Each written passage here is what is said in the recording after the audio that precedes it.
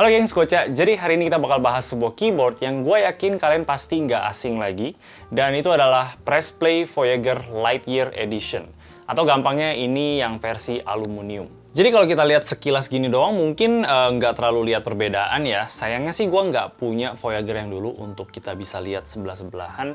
Tapi kalau kita lihat dari foto ini sih kita bisa lihat kalau sekarang udah ada aksen warna baru yang pink-pinknya itu. Dan menurut gue sih ini jadi makin manis dia punya desain. Dan juga gue suka udah nggak ada function medianya lagi gitu dari tombol A ke H gitu. Jadi ya biar lebih clean aja gitu jadinya. Gue juga suka sekarang legendnya udah di sebelah kiri semuanya biar kelihatan lebih rapi aja. Oke, coba kita bahas dia punya casing aja karena ini pemeran utamanya dari keyboard ini. Dan gue bisa bilang ini kerasa solid banget dan sangat-sangat premium di tangan. Gue terutama suka dia punya belakang ada tulisan engraving Voyager gitu. Dan juga ada kayak silver badge gitu loh, yang pastinya bakal kelihatan lebih premium lah dibanding keyboard-keyboard pre-built lain yang cuma tempel stiker. Jadi ya, ini casingnya nggak mengecewakan.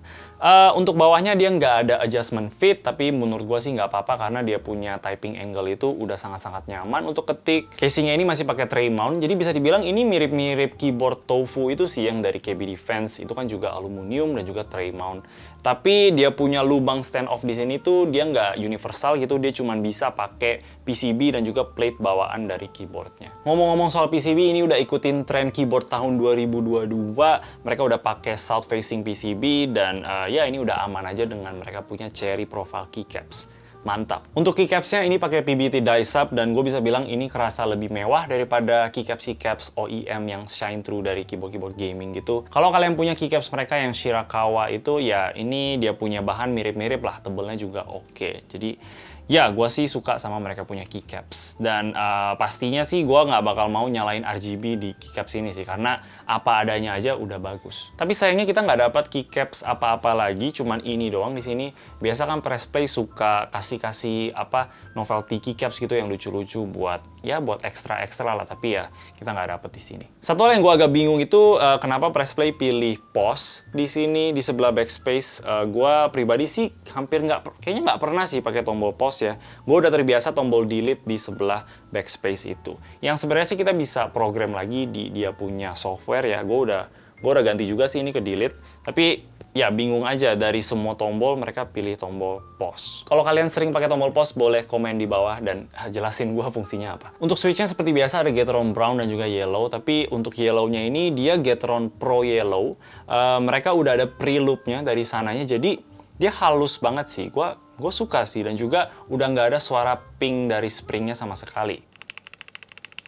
Ya, ini kerasa lebih enak sih daripada yang biasanya. Untuk stabilizernya seperti biasa, ini masih pakai plate mouse stabilizer yang udah di preloop juga, tapi ya beda-beda keyboard ya bakal beda-beda lah hasilnya. Kayak di punya gua ini semuanya aman kecuali spacebar-nya. Spacebar sih yang paling sering agak ngaco ya, ini masih agak rattle sedikit, tapi ya overall oke lah. Tapi stabilizer itu di bawahnya udah rata, jadi kalau kita pencet-pencet kayak gini udah kerasa enak dan cun banget. Untuk dari segi foam ini juga udah lengkap banget, di bawah PCB-nya udah ada, dan juga di antara PCB dan plate juga udah ada. Dan ada ekstra lagi di spacebar kayak ada silikon gitu biar semuanya itu nggak kerasa hollow. Oke, jadi secara keseluruhan sebenarnya keyboardnya kayak gitu aja. Dan simple aja sih menurut gua, kalian tahu gua suka hal yang simple-simple. Ini cuma bisa pakai kabel doang, jadi nggak ada Bluetooth atau nggak ada dongle gitu.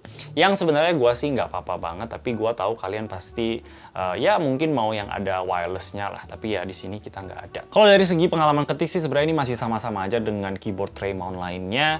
Jadi memang perubahan atau perbedaan terbesar dari keyboard ini tuh mereka punya casing ini. Ini bakal kerasa jauh lebih mahalan dari keyboard-keyboard lain. Yang sebenarnya gue suka sih, gue suka keyboard itu terbuat dari aluminium. Untuk harganya, ingat aja yang Gateron Pro Yellow itu bakal sedikit lebih mahal daripada yang Gateron Brown. Tapi untuk 30 unit pertama mereka bakal lebih murah sedikit. Gue bakal taruh dia punya harga ini di layar biar kalian bisa lihat. Bahkan ada harga jaket juga gitu, yang gue lagi pakai sekarang. Dan ya menurut gue sih dengan harga yang segitu dan apa yang kita dapat sih ini masih masuk banget sih. Kalau kita bandingin sama Tofu dari KB Defense itu, dia punya barebone aja di sekitar $185 atau Indonesianya di 2,6 juta. Jadi ya ini bisa dibilang harganya lumayan jauh lebih murah. Satu hal yang kurang aja buat gue, paling dia punya warna ungunya itu ya, bukan keycapsnya sih, karena keycapsnya gampang kan kita bisa ganti, tapi dia punya casing kan cuma satu, ini warna ungu. Dan ya gue nggak favorit banget sih sama warna ungu, dan kalau kalian juga nggak terlalu gimana-gimana sama warna ungu, ya ini berarti bukan keyboard buat kalian. Tapi selain itu, kalau kalian suka sama estetiknya keyboard ini, gue masih bisa rekomen banget keyboard aluminium yang harganya masih dibilang terjangkau lah di Indonesia.